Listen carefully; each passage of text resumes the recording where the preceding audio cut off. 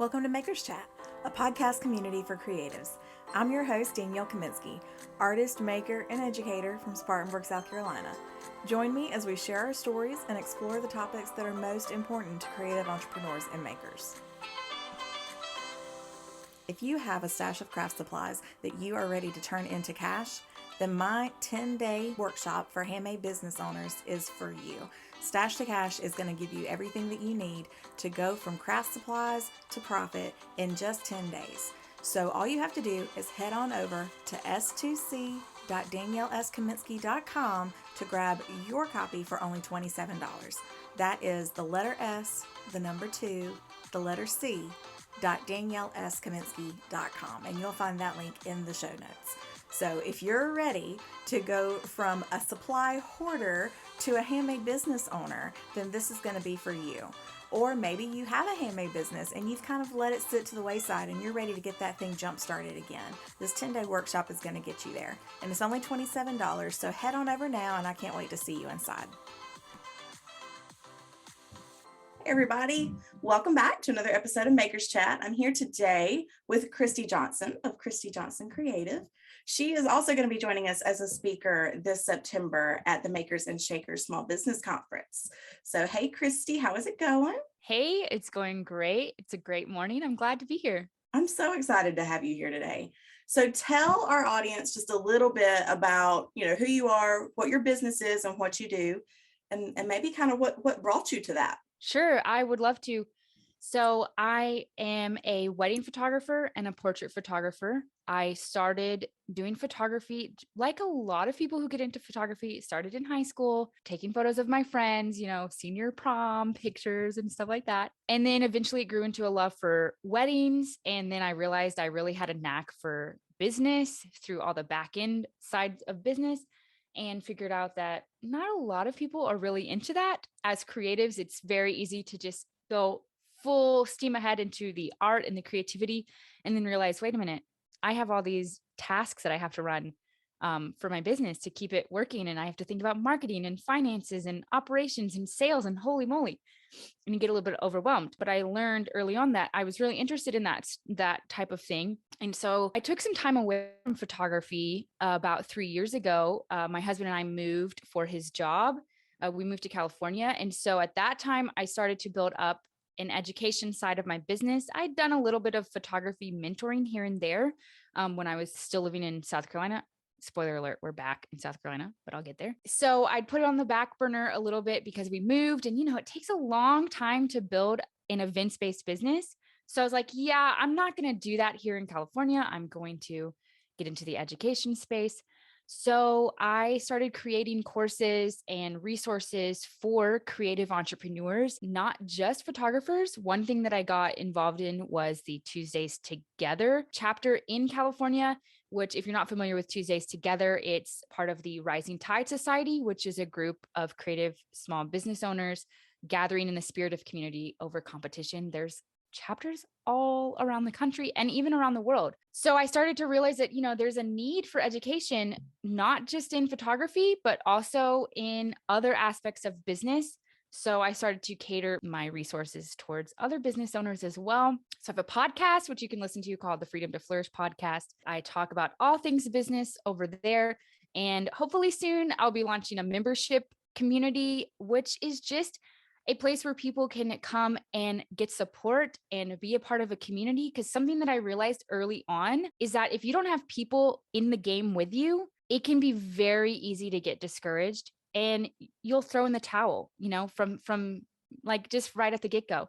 So I think community is very important. So it's my hope to be able to create a community for people to achieve their goals, make real steps towards doing what they love, finding freedom in their life and their business.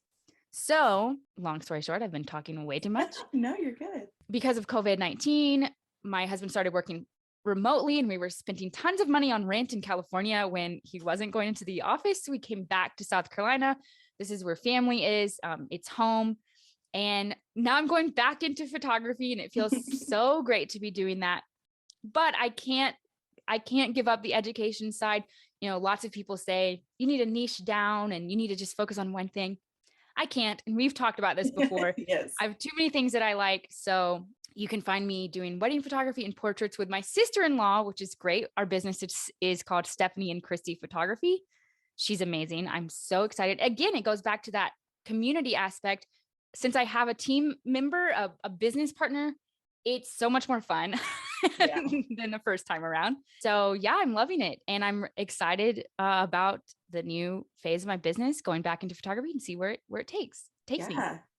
And you're going to marry the two when you come speak at the conference, because you're going to be helping us learn about photography, but you're going to be teaching other creatives. So we're really excited about that. Yes, I am very excited too. And I love what you're doing with the conference. I just love everything that you're doing, because I love that you're helping handmade business owners and makers, because that is something that is so needed. When I was first started out in photography, there was not a lot of education out there. It was kind of like you had to piecemeal things together and read blogs and hunt for what you were looking for. It was very difficult. Now there's tons of education for photographers. If you want to become a photographer, there's a million courses that you can take, but there's not really that many for makers or handmade business owners. So I love what you're doing in our community. Thank you. Thank you. Yeah, my hope is that it will be an encouragement, and people who maybe initially would have given up because it was too hard to get the information can sort of power through that initial resistance and learn what's going to work for them. Because that, you're right, that's the hard part. I'm like you. I enjoy the business side of things. Like, I love to do the creative work, obviously the handmade stuff, but like my brain also really enjoys like marketing and that. I mean, I guess because that's creative too. It's just a different kind of creativity, and I enjoy it, but I know a lot of people don't, and it can be really overwhelming. So my goal is to make it easier for people to get into that, to learn what they absolutely need to learn to keep going. Yeah. And if you can remove, I'm a big believer in doing what has like the least barrier to entry. And so if you can remove some of those roadblocks, starting a business is so overwhelming. If you can just give them a little piece of information, one thing leads to the next and leads to the next. So I feel like it's all about kind of stepping stones, just finding that small tidbit of information and running with that, and then finding the next one. So if you can break it down to where it's actionable, easy to understand, I think that's the best kind of education. Yeah, definitely. So I know that the move spurred you getting into education too, but what else about that process appealed to you? What do you enjoy most about your work with other business owners? Sure. That's a great question. The move was a huge catalyst to saying, you know what, I'm going to do this right now. But I think it's just that community aspect. I talk about that so much because it's so true. So I love working with people, and I love, seeing the light bulb go off in their heads, and they're like, oh yeah, I can do this. Because I remember being a new photographer and being so overwhelmed. I would look at people's photos on Instagram. Well, Instagram wasn't really that big of a thing. It was Flickr at the time. I would look at their photos and be like, oh, no, I don't know how they did that. What links did they use? How did they get the light to look so great? And, you instantly start to compare yourself. I know that happens with every business owner. Imposter syndrome is so real, and you see someone killing it in business and thriving, and you think, well, I don't know if I'm able to do that. So I remember how crucial it was and how life-changing it was when I found people who were willing to help me and who were willing to answer my questions, and who weren't kind of like hoarding their knowledge as like some secret that they need to keep for all eternity. And if it gets out, then their business is going to come crumbling to the ground. Like, that's not my philosophy, because I know how much it helped me when someone said, yeah, this is what lens I'm using. And you know what? This is how, I did that pose or whatever. So what I love about education is I love to make it easier for other people so that they don't have to have that, oh my goodness, I have no idea what I'm doing, I want to kind of like give up. How did they do that kind of thing? And show them that there are people out there who can help you and who are willing to help you. There may be a lot of people that you interact with and you're like, you know what? They don't seem like they want to help me. That's okay. There's someone else. So I think the main thing is just connecting with people and interacting with people and taking away some of that overwhelm. I love to take things that are huge and overwhelming and break it down into those actionable steps. If you want to grow your YouTube channel to 10,000 followers, that's a huge goal. But instead, let's say, you know what? Let's come up with 5 topics for your first 5 YouTube videos.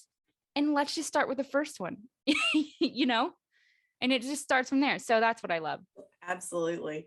I'm with you there. And it's really rewarding, I think, to see somebody when you can see the light bulb click and see them get excited about something. And it's like, okay, yeah, we've hit gold here. Now they're ready and they can just like run with it and find their groove. Because at the end of the day, there's a million ways to run a business. And it's really all about helping people figure out the way that works for them. So, right. That's so true. I was recently talking with someone on my podcast, and we were talking about how it can be very overwhelming to market yourself because there's 1,000 ways to do things. And I think we often think that, oh my goodness, there's 1,000 ways to market and I need to do all 1,000 of them. No, the truth is there's 1,000 ways to market and you can just do the one that resonates with you. And that's okay. Yes. I heard that episode. That was a good episode. Oh, thanks. So then you moved back to South Carolina. And I know you and I talked a lot because now that you are back in the Greenville area, you have brought your connections from Tuesdays Together, and now you're helping with the local chapter here. Mm-hmm. So is it just, and now I'm also trying to keep up a little bit because we were talking before we came on here. We're really excited that we're about to start to be able to meet in person again because we haven't been able to have in-person meetings for so long. Are you the primary leader of this chapter now? Yes. So the chapter is Tuesdays Together Greenville. The website is greenville.therisingtidesociety.com. I don't know how it happened. I'm leading the chapter. I would love to bring on some chairpersons to help with things. But for now, when we've been doing virtual for the last 2 years. Right. So for the last year, I've been leading the chapter and would love to bring in some new faces. Yeah, it's great. And it's a great group. So when I first found out about it, I had been listening to some different podcasts and I had heard Natalie, being interviewed with different people talking about, Natalie Frank is one of the founders. I had heard her talking about, all of the different things. And so I looked into it and I found a local group. And it was mostly when I went to the first handful of meetings I went to, that's been years ago now. I want to say that was probably 2017, maybe. Yeah. And it was mostly photographers, videographers, bloggers, content creators, a lot of content creator types too. So when I went in at first, I was like, I don't necessarily fit, but I do. And at the end of the day, it was like, we all have to learn the same stuff to run our businesses. Like what our business is different from each other, but what we have to learn and what we have to do is the same. What do you think that I'm just throwing this out there because not even just locally here in South Carolina, but like you already mentioned, there are chapters of the Rising Tide Society all over. And the idea of community over competition is one that everyone struggles with. We've talked about it here on the podcast before. A lot of creatives will let that comparison stop them from even getting started. They're like, oh, well, someone else already does this. And so I don't want to do that because someone else already does it. And who am I, right? Like you were saying, imposter syndrome is a very real thing. And it really will. It will stop people from even getting started. So what do you think is something that handmade businesses or more hands-on, I guess, type creative businesses would benefit from being in a local chapter? You want to talk about that just a minute? Yeah, that's a great question because you're right. I joined the Greenville Tuesdays Together chapter 2016 and it was mostly photographers. And since I was a photographer, I was like, oh, yay, these are my people. Then when I moved to California, I got involved in the San Jose chapter and I was one of the only photographers. It was very interesting how the demographics were different. And I'm not quite sure why that is, but the reality is we were talking about the same topics because the Rising Tide Society, it's an international organization and they put out resources every single month. There's a monthly guide with articles on the monthly topic. So the topic will be social media marketing, video marketing. This year, we're going to talk about TikTok because that's a thing, email marketing, business operations, bookkeeping, financials, all the things that you need to know as a business owner. So when I moved into the chapter in San Jose, California, it was kind of like a light bulb moment of, wait a minute, this is applicable to everyone who owns a business. And something that the Rising Tide Society also realized through the pandemic was that not just creative small business owners need help. Small businesses in general were struggling. And so now, if you're a small business owner and you're not a quote unquote creative, I would argue that we are all creative. And And any small business, like if you have a small business, that's creative because you're putting something brand new out into the world. But I think that now in our chapter, we have small business owners who are cabinet, refinishers, or we have one guy who hauls junk and that's his business. He'll take your junk out of your yard and move away, so they saw this need that, small businesses need help, not just creatives, not just photographers. So I think that what a handmade business owner can benefit from joining a group like that is, number one, you're going to get education that is quality content. It's peer reviewed and it's also modern. There's a lot of education. I don't like to be negative. I like to be positive. But some business education is kind of dated and kind of old school, and the tactics that worked even when I was starting in business in 2009, they're not going to work anymore because it's a new market. So the education is top notch. If you really do invest in that, we put out webinars every single month from an expert. And then, like I said, the monthly guides. So that's a great way to grow your business and to learn some of the modern business practices that are out there and available to you. But also the main thing for me is community. And you can have community with a photographer or a videographer and a handmade business owner and someone who is a junk hauler, because you're all going through the same things. You're all having to manage your books. You're having to find new clients. You're doing your marketing, selling, there's sales, and you have to keep these things going. And so really coming and just asking people questions, asking, hey, what's going on in your business? Where are you struggling? And what has helped you overcome that? That's such a huge tool for any business owner to be able to learn from each other. So I think that would be, education, but then ultimately community, and realizing that all our struggles are the same, and having someone to connect with and kind of go on the journey with you, it's invaluable. Yeah, absolutely. I totally agree. And I will say this, I have the Makers Chat community here, which is mostly handmade business owners. I have my membership group, which is handmade business owners. But there is something to be said for being a part of a community where you are with a lot of people who are coming at things from a different perspective. Mm-hmm. Because I feel like some of the most valuable things that I have learned in my business journey have come from thinking outside of the handmade box. Like, okay, so things that used to work for handmade business owners, like you said, times have changed. And some of those things still work, but we have to come at them from a different angle now. And like you said, it hasn't been something that has been there's more and more creative business coaches popping up who are teaching, and that's wonderful. So more options is good, because it means you can find the person that has the personality that works for you.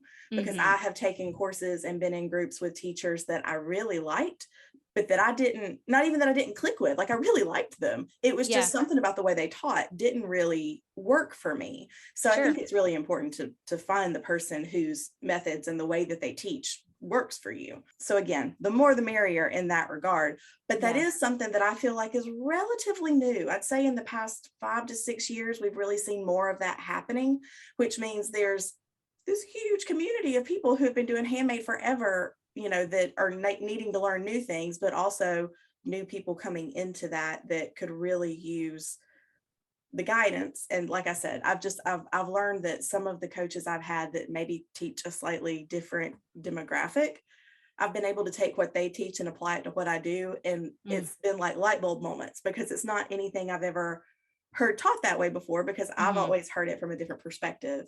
So anyway, being surrounded by people who do something different than what you do, I think is really valuable too.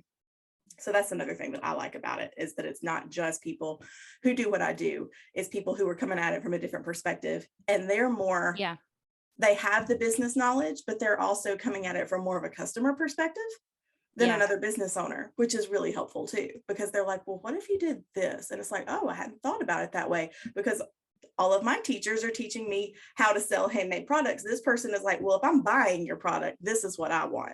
And that's really helpful. So anyway. Right. And to your point, some of the best lessons that I've ever learned in my life have come from someone totally different than me. Because if you think about it, as people, we kind of like to stay in our little bubbles. And if you only talk to people who think just like you, then you're not really going to see growth, because I believe that growth happens when you are pushed outside of your comfort zone and outside of your bubble. I do believe that there's a huge benefit to finding a community of handmade business owners, because, those are the people who, it's like, oh, you get it, and you realize, oh, you're my people and you know exactly what I'm going through. And it's so great to have those relationships where people relate to you in that way.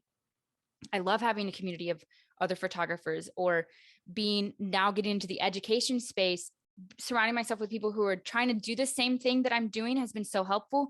But at the same time, when you can listen to someone else, you can learn so much more.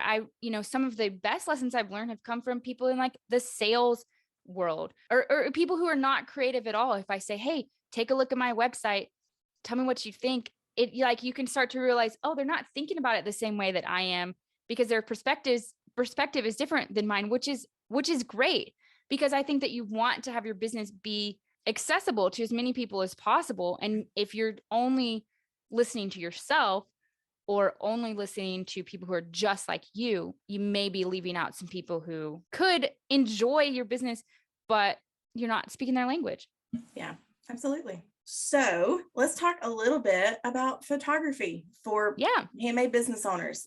That's what you're going to be talking about at the conference. Maybe give us a little teaser. Sure. Yes. So at the Makers and Shakers conference, I'm going to be talking about how to take better product photos. And we're going to talk especially about doing it with your phone so that you don't have to have any fancy equipment. If you have a fancy camera, that's great. The concepts, the great thing is that the concepts still apply no matter what camera you're working on. These days, phones have gotten so great that, to be honest with you, I go on vacation sometimes and I don't even bring my quote unquote big camera, because the phone, it works really well. Yeah. So we're going to be talking about how to take product photos with your phone. One of the biggest things that I see people struggling with is getting that consistent lighting. So getting that consistent feel across their images. When someone goes to your website or to your Instagram feed or Facebook or whatever, one thing that I see some people struggling with is their photos don't look consistent. Maybe their images have an orange hue from those pesky warm lights that we all have in our house. They're great for being in your house and enjoying the nice, relaxing, calming nature of them. But when taking photos, your photos turn out orange and you're like, why is this happening? Why is my picture orange?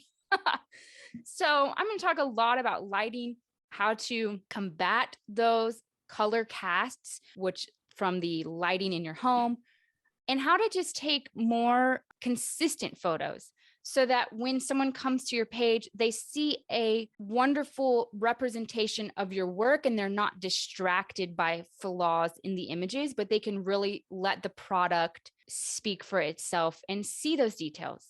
So we're going to talk about lighting especially, and I'll just give you a little bit of a teaser. We're going to talk about how to find clean light. When we talk about clean light in photography, we're talking about either the whites, so the whites in the photo, or skin tones.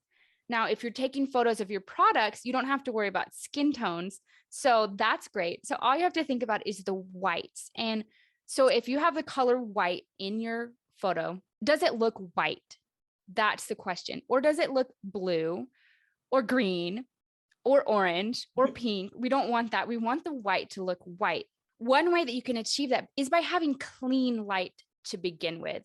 So the best way to kind of achieve clean light is by using natural light coming in from a window, because like I mentioned, light bulbs in our house, some are orange, some are warmer, some are cooler or more blue colored. So if you're taking photos in your house, it may be inconsistent. So the best thing is to find a window light with some even light, because I think that's going to help out a lot to give you that clean look where it looks nice and professional, because people can tell when they go to a website and the photos are orange or blue, they're gonna be like, that seems weird. And also because so much of our handmade work, it's artistic. You want your colors to show up accurately. So when someone receives your item in the mail, you don't want them to say, wait a minute, like I thought this was going to be more pink, but it's actually more red or whatever. Photography can have a lot to do with that. So we're going to talk about how to find clean light, but also how to edit if your light is not particularly consistent, because sometimes it's sunny, sometimes it's cloudy. Yeah. We'll talk a little bit about artificial light as well. If you can't photograph with natural light, or if you have to photograph at nighttime, or if you have those issues where sometimes it's sunny, sometimes it's cloudy or whatever. And we'll talk a little bit about composition. If you want a little bit of a teaser, you can head over to my blog. I have a blog post called 3 Keys to Consistent Product Photos.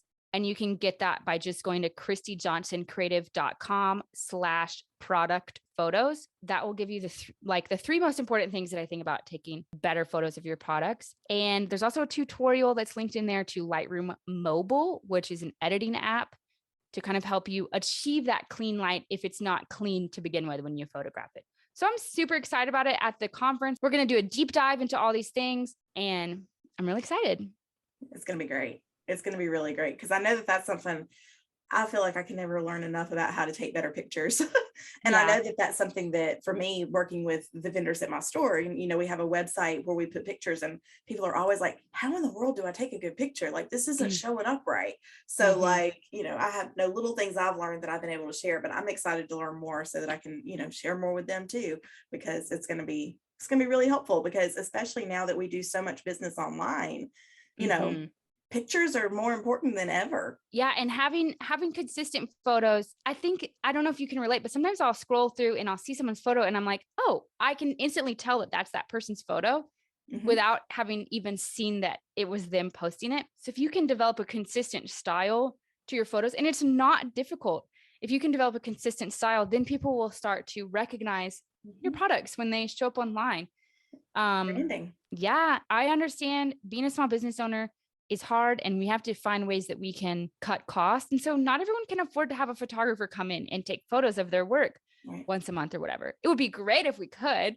That would be amazing.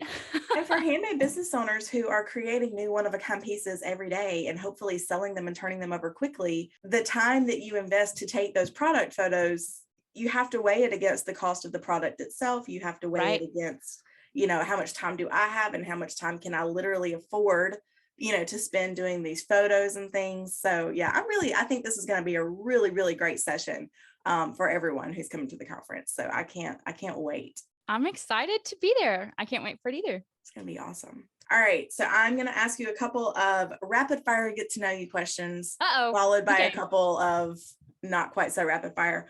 But first off, beach or mountains? Oh my word. You know what?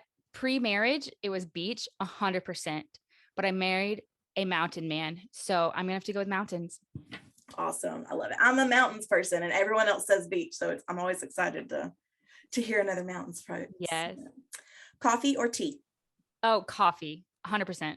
Okay. Movies or books? I wish I could say books, because that would make me sound smarter, but definitely movies. Ain't nothing wrong with that. Do you like to go to the movies, or do you like to watch them at home? Definitely at home. I'm a homebody. Okay. So then introvert or extrovert? I'm an extrovert married to an introvert. So I would rather be at home watching the movies with my husband and our family, but I'm a big extrovert. So I like to go out and be where the people are too. Yeah, I love it. All right. And so then the one that's not quite so rapid fire, but I think it's a fun question. If you could go back in time to any period in history, what period would you go to, and where in the world would you want to visit? Wow, I did not prep for this. I kind of enjoy right now, but I think I would like to go back to the 70s. I would just really like to go to a disco or something and like just dress crazy. Although I guess the 90s style is coming back. So maybe if I just wait a few more years, the 70s style will come back, and then I can relive my dreams. But where would I go? You know what? I love California. I would go to San Francisco. It's so the best. San Francisco in the 70s. I mean, 70s. I'm sure that would be very entertaining, if nothing else. Yeah, I think I'm starting to second guess my decision. San Francisco in the 70s. Yeah, but let's go with that. I'm a free spirit at heart. There you go. There you go. With limits. I have my boundaries. Very strong boundaries. And then finally, if there was one person, famous, not famous, whatever, living or gone, that you could spend an hour with, who would you want to spend an hour with talking to? I think the first person that came to my mind is Rosa Parks, because, I don't know if she knew that her act of not giving up her seat was going to become something that we talk about in our history books.